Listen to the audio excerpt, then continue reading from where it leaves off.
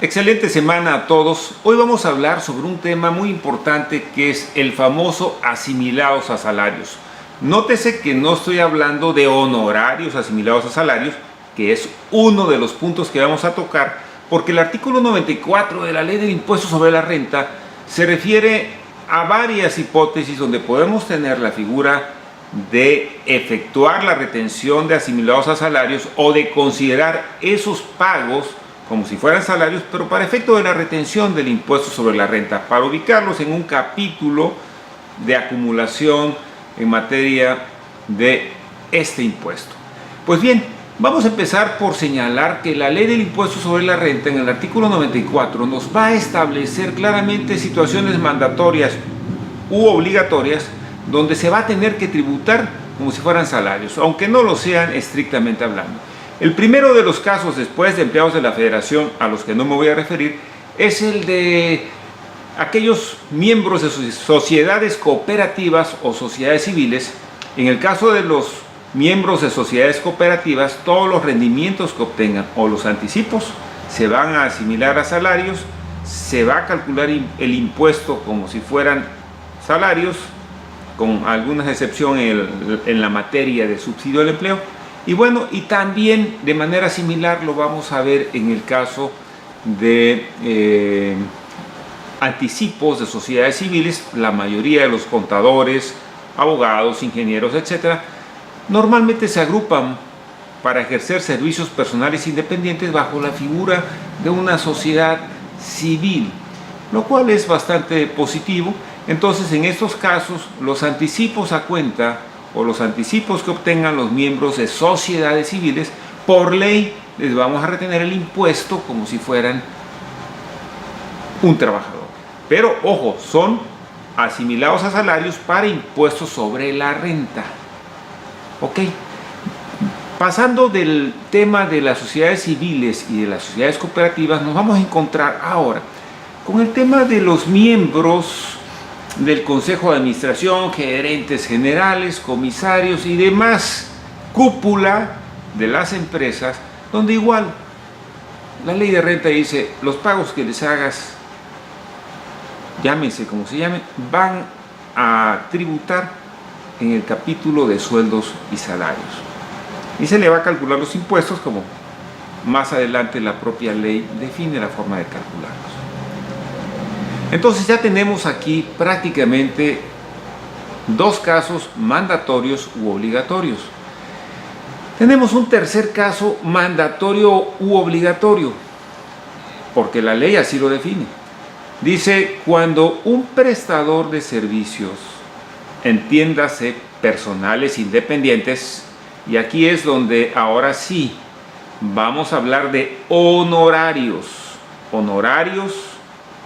que normalmente derivan de una prestación de servicios personales independientes que se les va a retener el impuesto y cuya configuración fiscal va a tributar como si fueran salarios. Esto quiere decir que el prestador de servicios no va a tener que expedir su propio CFDI, no va a tener que hacer pagos provisionales en materia de IVA ni en materia de impuestos sobre la renta de manera directa, sino que su obligación de contribuir vía pagos provisionales se va a hacer de manera similar a un trabajador, conforme lo marcan las disposiciones de este capítulo. Aquí tenemos ya otro de los casos que va a ser obligatorio cuando el prestador de servicios cumpla con dos condiciones. La primera es que obtenga más del 50% de sus ingresos de ese patrón. Y la segunda, que preste sus servicios dentro de las instalaciones, perdón, hace un momento dije patrón, de ese cliente. Y segundo, que preste sus servicios dentro de las instalaciones de la empresa a la que sirve. Bajo estas condiciones, resulta obligatorio, no es optativo para el prestador de servicios tributo de manera independiente. Yo presento mis declaraciones de IVA, pagos provisionales, o que lo haga mi cliente, no. Aquí es obligatorio. Si más del 50% los obtengo de ese cliente, ya cumplí la primera condición. Y segundo, si los presto dentro de sus instalaciones. Si no los presto dentro de las instalaciones, entonces se convierte en algo optativo para el prestador. Y si resulta que es obligatorio por juntarse las dos condiciones, más del 50% de ingresos, y se hace dentro de las instalaciones de la empresa, bueno, pues el Seguro Social ahí va a tener muy clara una visión, con microscopio, con lupa, va a estar revisando ese contrato de prestación de servicios, porque va a pretender cobrar, donde el fisco de manera obligatoria señala para este tipo de prestadores que tienen que pagar impuestos en ese régimen, y les establece como obligación: oye, al principio del año infórmale a tu cliente si de él obtuviste más del 50% de tus ingresos. Ahora, si yo trabajo en las instalaciones de un cliente, porque así lo acordamos, si no obtengo más del 50% de ese cliente, no estoy obligado a pagar así los impuestos, pero si obtengo más del 50%, pues ya se juntaron las dos condiciones que señala la ley. Y ahora vámonos a la parte de los que son optativos.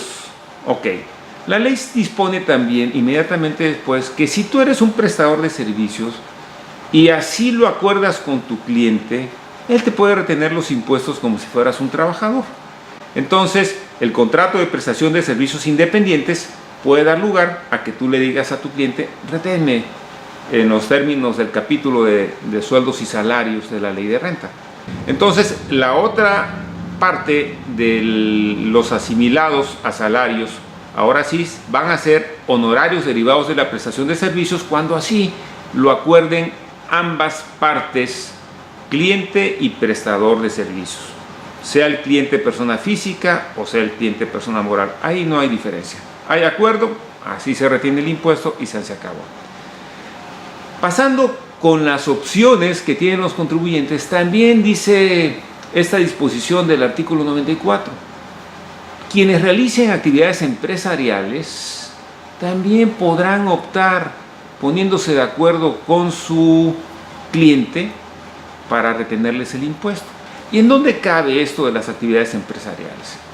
Me viene rápidamente el ejemplo de los comisionistas mercantiles. Y cuando hablo de comisionistas mercantiles, me estoy refiriendo a un comerciante en los términos del Código de Comercio, y por lo tanto, si es comerciante, de acuerdo con el Código Fiscal de la Federación, está realizando actividades empresariales. De comisionista mercantil, comisionista, mediador, consignatario. Ese tipo de contratos es un ejemplo, no son los únicos, donde pudiera darse también la opción de decir: oye, pues si mi único cliente es la empresa, la vendedora S.A., y yo no quiero meterme en problemas con el SAT, que me retenga como si fuera salarios y se acabó todas mis comisiones mercantiles que yo gane. Inclusive esto no está limitado a un cliente. Yo puedo tener 1, 2, 3 clientes y decir: bueno, mis comisiones mercantiles, si no tengo mayores gastos más que soy yo la persona que es muy movida y que voy aquí, voy allá, y probablemente mi gasto mayor sea gasolina, inclusive eso lo pudiera yo negociar, que haya algún reembolso por allí bajo algún mecanismo válido. Hay gente que así podría tributar. Entonces aquí, como ven, estamos analizando las posibilidades de la retención del impuesto sobre la renta o de la tributación conforme al capítulo de salarios de la misma ley del impuesto sobre la renta, en donde hemos visto que hay asimilados por rendimientos y anticipos a miembros de sociedades cooperativas, asimilados por anticipos a miembros de sociedades civiles, asimilados por pagos a gerentes generales, administradores únicos, miembros del consejo, vigilancia, comisarios, etcétera.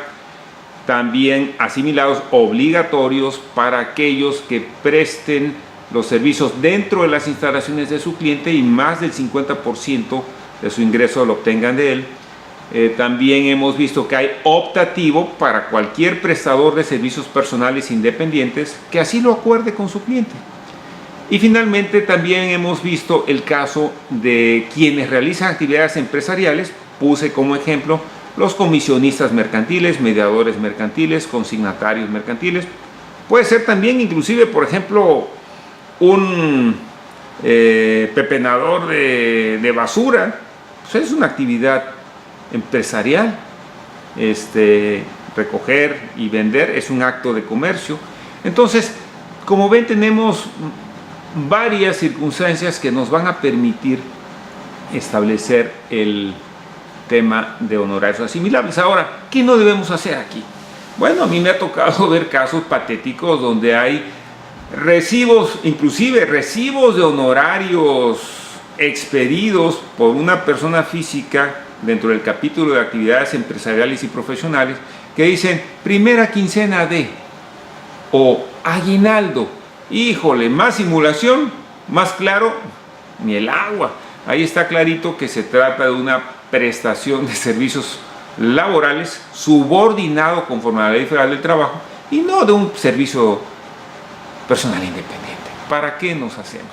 Entonces, y me ha tocado verlo, y me ha tocado no uno, varios casos donde digo yo, ¡qué brutos! ¿Cómo hicieron esto? Es ilógico.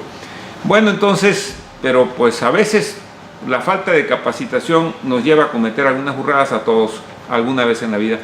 Entonces, en el ámbito de los servicios personales independientes, que es donde más comúnmente se generan conflictos con el IMSS, hay que ser muy cuidadosos en el diseño del contrato de prestación de servicios personales independientes. Ojo, también me he encontrado, es un mal menor que dice contrato de honorarios asimilables a salarios. Por favor, eso no existe, es contrato de prestación de servicios personales independientes.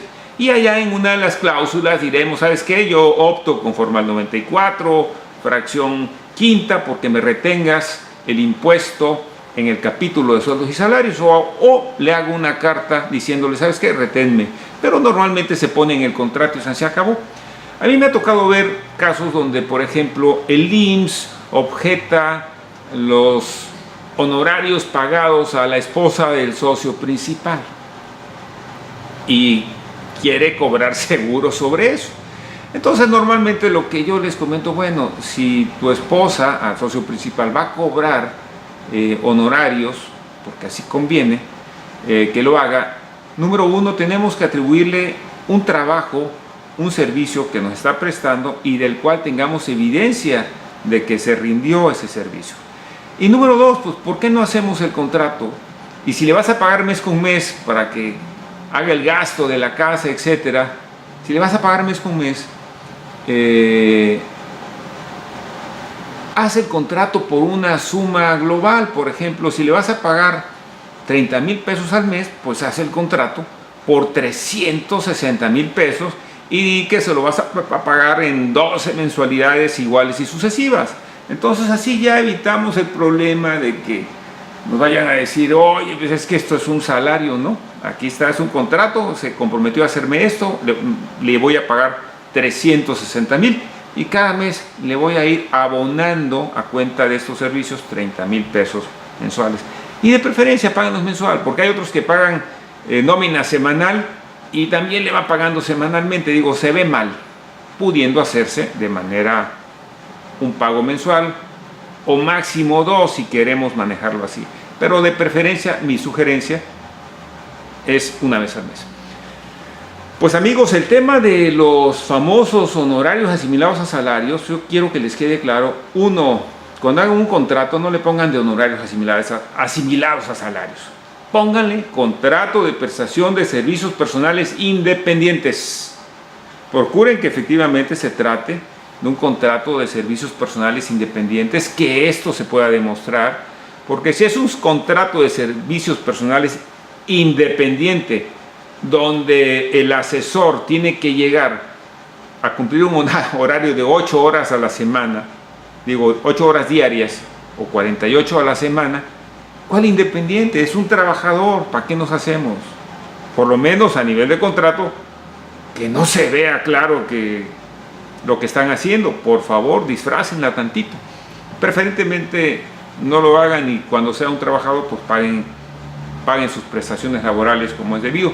O bien, en otros casos, para evitar conflictos mayores, creen una sociedad civil que le preste servicios a la empresa y bueno, a través de esa sociedad civil ustedes paguen los servicios y allá las sociedades civiles tienen socios que por ley los anticipos que reciban, sean quincenales, semanales, en fechas coincidentes con aguinaldo, etcétera, son por ley asimilados a salarios y el Seguro Social no me va a poder decir, oye, ¿sabes qué? Es que eso es un trabajador.